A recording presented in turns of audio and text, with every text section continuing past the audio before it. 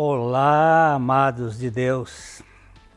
É sempre uma alegria para a gente estar em contato de novo com vocês através desse nosso programa. E você sabe que o objetivo principal nosso é anunciar o Evangelho das insondáveis riquezas de Cristo, o Deus que se encarna, o Deus que se faz gente, que habita conosco para habitar em nós. Isso é coisa fantástica. Então, os nossos links estão aí na tela da sua TV, youtube.com/PIBLondrina1 e facebook.com/programa Café e Fé, tudo junto. Nós contamos com a sua participação efetiva, com a sua colaboração para que esse programa se mantenha. Nós temos custos e nós precisamos da sua ajuda nas orações, das intercessões, a lutas, e que você divulgue para que o programa ele alcance cada vez mais um público maior para a glória de Deus. Nós vamos a um breve devocional e já voltamos.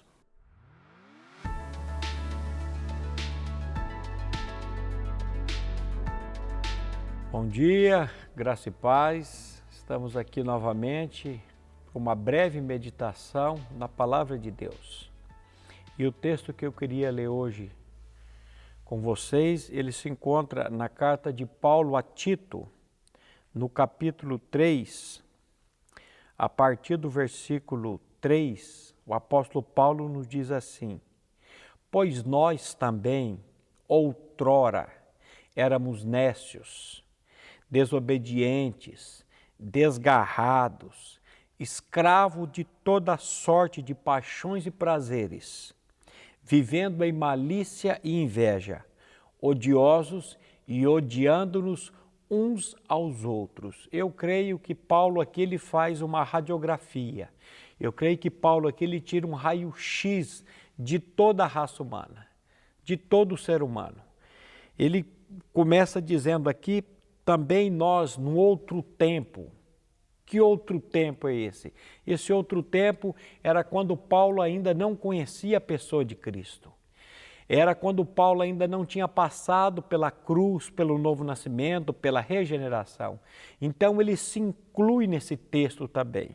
Porque ele diz assim: pois também outrora éramos nécios, desobedientes, desgarrados, escravo de toda sorte de paixões e prazeres, vivendo em malícia e inveja, odiosos e odiando-nos uns aos outros. Esse é o retrato. Mas aí ele vai dizer no versículo 4, quando, porém, se manifestou a benignidade, quando se manifestou, essa palavra benignidade, ela pode ser traduzida também por graça. Quando, porém, se manifestou a graça de Deus, nosso Salvador, e o seu amor para com todos, não por obra de justiça que houvéssemos praticado, feito, mas segundo a sua misericórdia, ele nos salvou, mediante o lavar regenerador e renovador do Espírito Santo que ele derramou sobre nós ricamente, por meio de Jesus Cristo, a fim de que, justificados por graça, nos tornemos herdeiros da esperança da vida eterna. Mas quando apareceu a graça de Deus e o seu amor para com todos os homens, não por obra de justiça praticadas por nós, mas por causa da sua misericórdia, ele nos salvou mediante o lavar regenerador e renovador que ele derramou sobre cada um de nós em Cristo Jesus. Glória a Deus pela graça e pela misericórdia de Deus nas nossas vidas. Fica agora com a meditação com o pastor Glênio, graça e paz.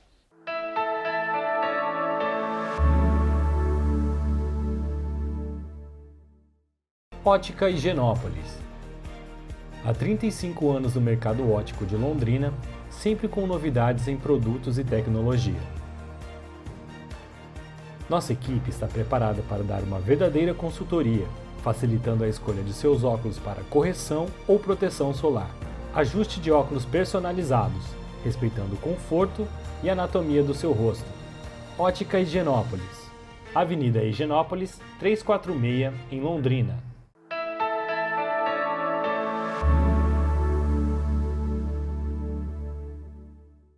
Nós vamos começar uma visão do Evangelho de João a partir dos milagres de Jesus, ou dos sinais de Jesus.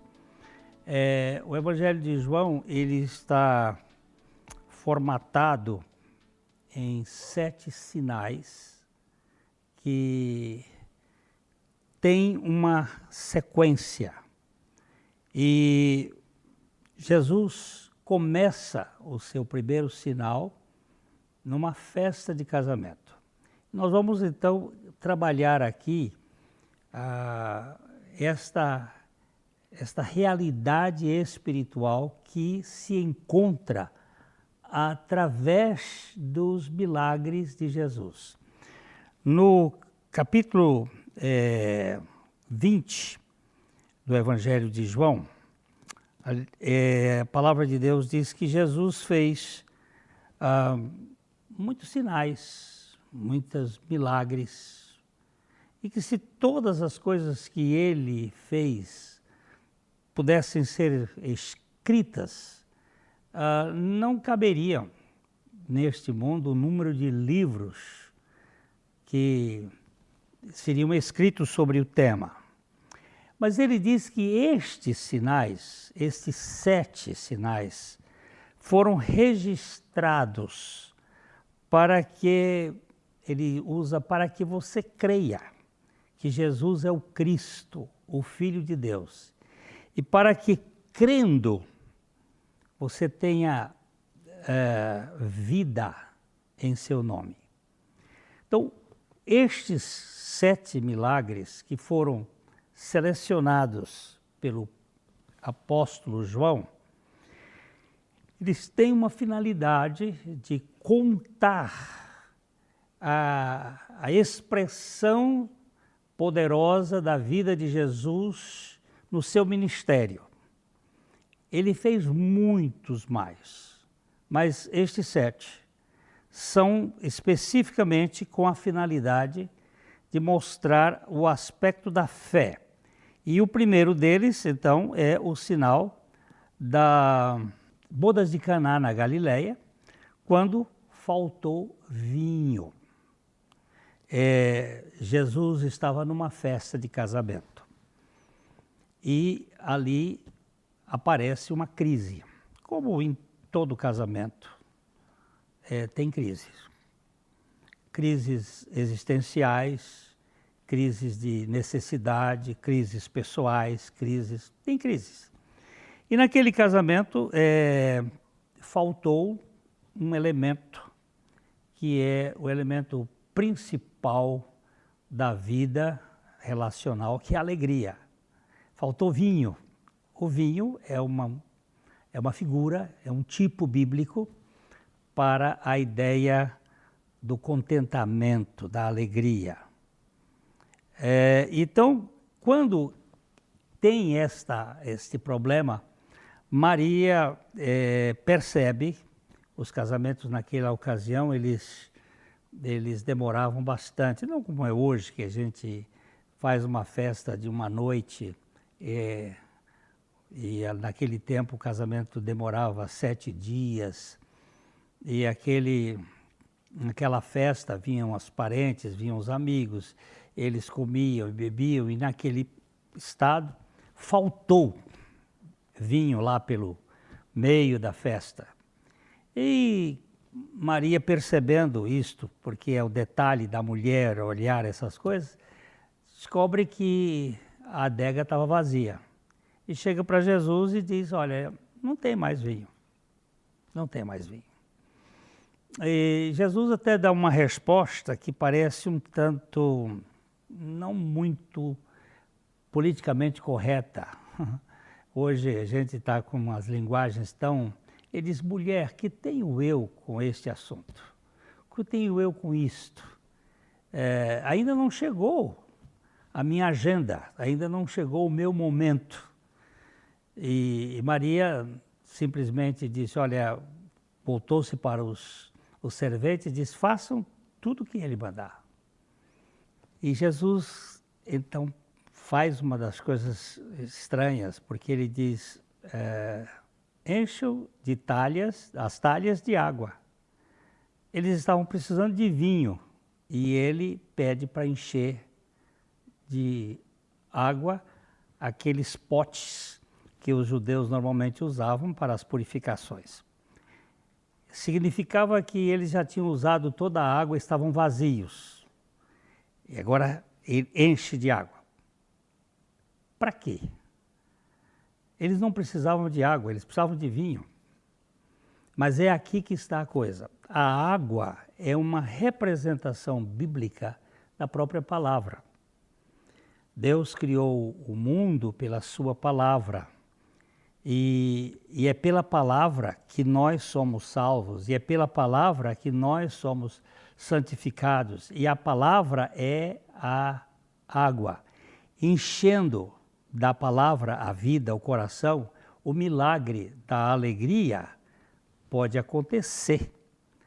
E é isso que este sinal revela, a obediência à palavra.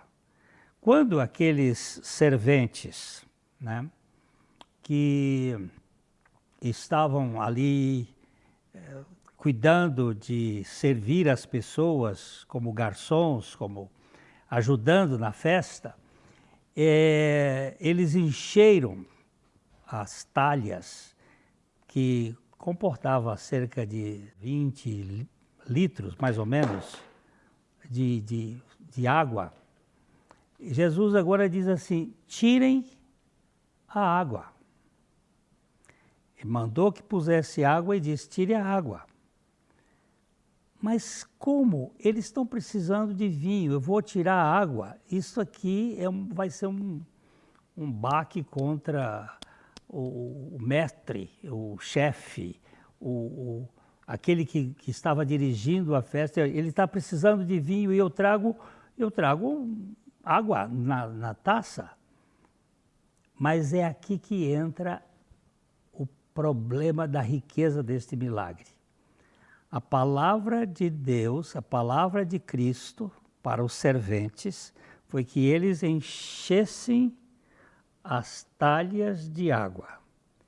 A palavra de Cristo foi que eles tirassem a água das talhas e levassem ao mestre de cerimônia. E o elemento da fé acontece exatamente na pessoa que obedece. Para mim, aqui, o sentimento de mais precisão foram os serventes que obedeceram à palavra de Jesus. Eles são os elementos da fé. Eles puseram água na talha, eles tiraram água e no meio do caminho esta água foi transformada em vinho. Quando o mestre da cerimônia experimentou aquele vinho, ele ficou surpreso. Mas quem foram os instrumentos deste milagre? Primeiro, Maria viu que faltava o vinho. Ela recorre a Jesus. Jesus dá ordem aos serventes para fazerem uma coisa absolutamente absurda. Eles precisam de vinho, ele manda encher as talhas de água. Depois ele manda tirar a água e levar ao mestre da cerimônia. Então, estes serventes aqui, eles são, para mim, os homens que creram. Porque fé é crer na palavra de Deus. Eles creram. E quando creram, o que aconteceu? O milagre. O milagre sempre surge da palavra, gerando fé no coração e, consequentemente, o sinal se processa. Se você crê na palavra do Senhor, se você crê na palavra do Senhor, esta palavra vai agir em sua vida de tal modo que algo vai acontecer, trazendo um sinal da presença de Deus na sua vida. Nós vamos ter uma paradinha aqui e logo a gente volta.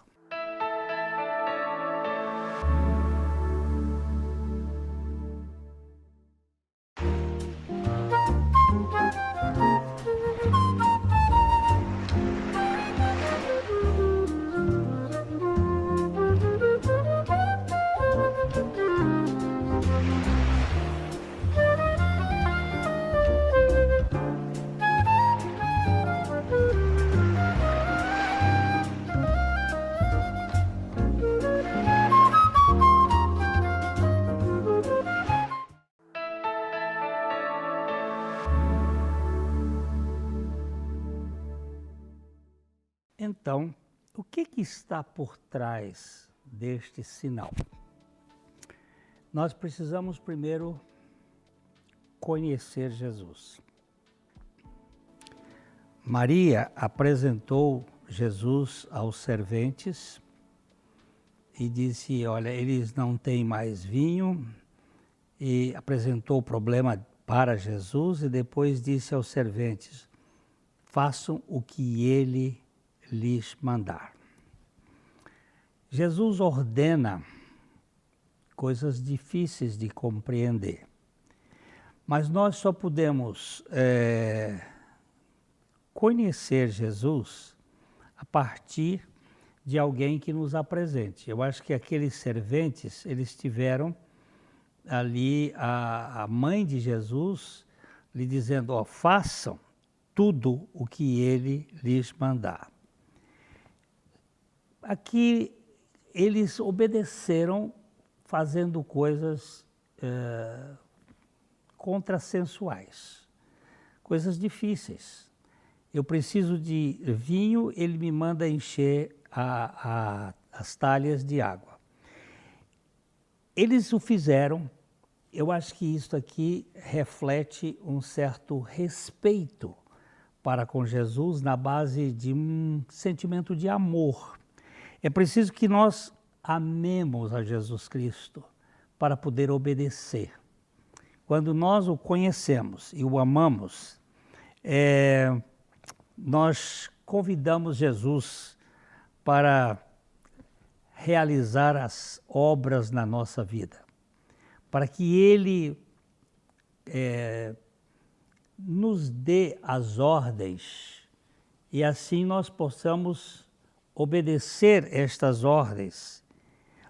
Urge para qualquer pessoa obediência. A fé não pode ser metafísica, não pode ser uma fé apenas idealista, ela tem que ter o elemento de obediência. Do ponto de vista psicológico, Maria apresentou o problema para Jesus. Não tentou manipular as coisas, simplesmente deixou nas mãos dele. E ele passa o problema para os serventes. E os serventes então começam a fazer tudo aquilo que ele ordenou, fazer as coisas ordenadas por ele, mesmo que sejam absurdas, é que vai gerar o elemento de concretização do sinal. Obediência. A obediência sincera de coração. Se você fizer exatamente como ele mandar, a coisa vai acontecer. Nós, muitas vezes, somos feridos na nossa vida. Nós recebemos acusações maldosas, somos feridos, e aquilo traz um estado de revolta, de angústia, de mágoa. E Jesus diz assim, olha, perdoe. A palavra de Deus manda nós perdoarmos, assim como Deus em Cristo nos perdoou. Se você não, esse assunto não, se você não perdoar, o milagre não vai acontecer. Porque é uma ordem do Senhor. Pode ser uma coisa absurda, mas o milagre sempre acontece quando nós obedecemos a palavra do Senhor. Do ponto de vista físico, satisfazer a necessidade do outro e não os caprichos, mas podermos realizar aquilo que o outro precisa. Isso vai em obediência do que o Senhor estava ensinando e mostrando nesse milagre. Todo casamento tem crises, todo casamento tem problemas, mas quando Jesus está no casamento, quando Jesus é convidado, o convidado principal, ele vai mudar as circunstâncias da vida. Ele vai fazer as transformações. A celebração de um casamento não deve acabar na ressaca, mas no contentamento, na alegria. Eu fico sempre pensando nesse vinho do fim da festa. Esse vinho, ele diz, todos costumam servir o bom vinho no princípio, quando as pessoas ainda estão mais lúcidas, mas o Senhor mudou tudo. Que história é essa? É que para o Senhor, o fim é melhor do que o início. Ele tem uma possibilidade de transformar uma circunstância desagradável em uma circunstância prazerosa, contente, alegre. Maior evidência de um casamento exitoso é a aceitação de cada um pelo outro, de uma maneira que possam celebrar a vida. Por que Jesus começa o seu primeiro milagre no casamento? Porque no casamento é onde teve a primeira crise. Lá no Jardim do Éden, os nossos pais não tiveram a condição de poder fazer a coisa de acordo com o Senhor havia estabelecido. Ali houve a primeira crise de comunicação. Adão não deu a comunicação certa para Eva.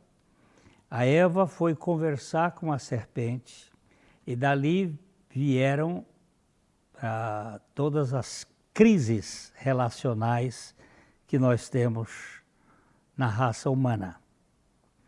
Então Jesus começa o seu ministério exatamente numa festa de casamento, onde apareceu um problema e ele resolve esse problema trazendo as pessoas para a realidade. Ele chama os serventes para o processo do milagre. Ele chama você, ele chama a mim para sermos parte da obediência.